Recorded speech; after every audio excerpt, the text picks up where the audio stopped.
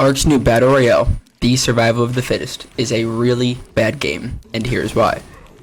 Now, before we dig into all the things that are bad about this Battle Royale, I want to begin by stating that the lead programmers did put a lot of time into making this game, and I am not here trying to belittle them or their work. I am simply someone who bought the game and has every right to speak my honest opinion about this game. Alex, the lead programmer, is a 20-year-old who is the lead designer and the lead programmer of Survival of the Fittest. To be a 20-year-old and leading this truly speaks to his talent and skill level, and I have the utmost respect for him to be able to produce this game. But that doesn't change the fact that this game is not enjoyable to play. Now, within the first 24 hours of the release of this game, over on Twitter, some of the Studio Wildcard employees, specifically Dolly, and the official Studio Wildcard Survive the Ark Twitter account were asking for feedback on this game. I gave them my honest feedback in a reply to one of their tweets, and they responded by blocking me. What frustrates me so much is that Studio Wildcard employees will block you if you give an honest opinion if it's just not a positive one, which is a very scary thing for the upcoming game Ark 2 if they are simply going to be ignoring their community like they are doing to me right now. Take a look at this. Dolly, a product manager at Wildcard, and the official Ark Twitter account have me blocked as of the release of this game, all because I tweeted feedback that was honest but not positive. I simply tweeted the things I plan on stating in this video today.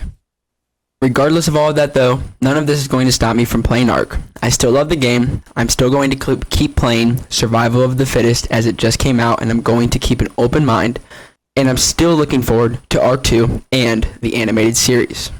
So the game has only been out for about 48 hours now, and this is my first impression. I hope they improve on some of the things in this game, but here are some of the biggest reasons why I've been struggling to enjoy playing this game so far. Starting off, it takes lobbies literally 8 whole minutes to even enter and begin a game. 8 whole minutes. It's way too long in between games for this to be a consistently playable game. This is every game, by the way. I went back over all my gameplay, and every single game I played was 8 to 10 minute wait times to begin the game. Now, once you do get into the game, the flyer or bus, whatever you want to call it, takes forever. It's so fucking slow, and there literally is no route line.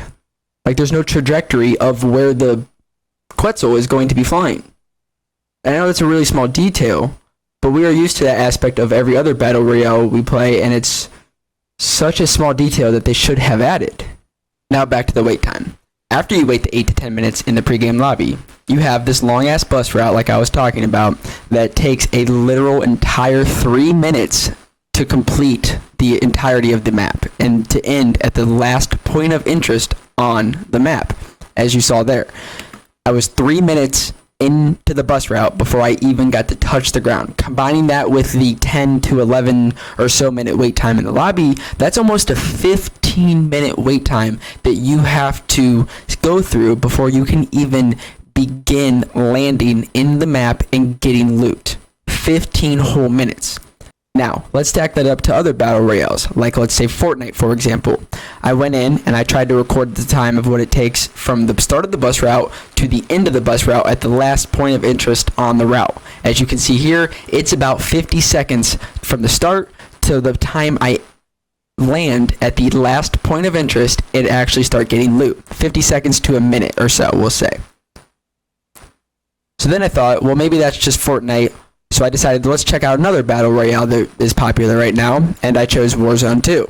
Now, as you can see in Warzone 2, we see almost the exact same thing as Fortnite.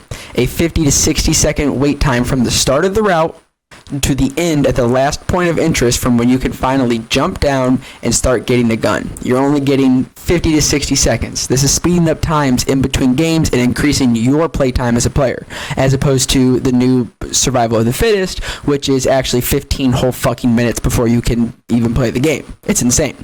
Next, as you open the game, it looks terrible. Like, really terrible. You have to fix so many of your graphic settings to even be able to see the map. Which, whatever, no big deal. It's just frustrating. Next, the game is unbelievably laggy. I mean, so laggy. I have a really high-end PC and a really extremely fast internet connection. I'm recording on a second PC, so I'm offloading those resources and tasks, and the game still lags like a motherfucker. Next is my personal biggest disappointment, which is the game is not cross-platform. They literally marketed this game as a cross-platform game, and it's so sad to see that it is not on its initial release. They did say it will be coming to console in early 2023, but the fact that they constantly overpromise and underdeliver is what frustrates me the most. It's like a staple of Studio Wildcard at this point, and doesn't even surprise me one bit. Next, we have the reason why the game will probably die off super quick. It's not a skill-based game at all. They tell you it's a real-time strategy game, but that is a complete lie. Let me explain. This game is absolutely a loot-based game, meaning if you don't get in and loot good dinosaurs, you are literally fucked. There's no gunplay at all. You live and die entirely based off of your tames. And the simple fact is, whoever is lucky enough to land near better dinosaurs, like T-Rexes or whatever, is going to come out on top every single time. At least in Fortnite or Warzone, you do have a chance to kill someone if you have a shitty gun and they have some gold gun or whatever. As long as you are decent at the game, you have a chance to win that fight if you have a worse gun than the opponent you're going up against. That is not the case in Survival of the Fittest at all. Continuing on that though, because you need to spend the entire game on a dino, what ends up happening is you end up pressing the same two buttons 95% of the time you play this game, which are the move forward button and your dinosaur attack. So for mouse and keyboard players at this moment in time, literally the entire time you play this game, you're pressing W and left mouse click the entire game. It's a two button game. How is that a real-time strategy? It's simply not. Next, since we're on the theme of dinos, they all stand on top of each other. So the task of healing these dinosaurs becomes almost an impossible task, especially if you're mid-fight. You literally can't heal anything other than the dino you're standing on or yourself. They pile up, bunch on top of each other, and healing these dinosaurs is, I'm telling you right now, almost impossible. Now, just to be clear, there are literally two T-Rexes here. I know it looks like one, but like I said, they literally pile up, stand on top of each other, and like the one T-Rex is inside of the other T-Rex. Finally, another way they marketed this game was they said that you don't need to know how to play Ark at all, and you can pick up this new Battle Royale and begin playing it. That is 1000% not true. You need to know how to play Ark to play this new Survival of the Fittest. I mean, imagine someone who's never played Ark and coming in to this new Battle Royale and trying to teach them something like the whistle functions, or, I mean, even the new user interface. It's terrible. So, in short, the game fucking sucks. If you stuck around to the end of the video, thank you. Please leave a like and comment. If you disagree with me, please let me know. If you like the game, tell me what you like about it. Please let me know, guys. And if you're new around here, please drop a sub, as we're going to be coming out with a lot more Ark 2 content when that game does finally come out, if it ever comes out.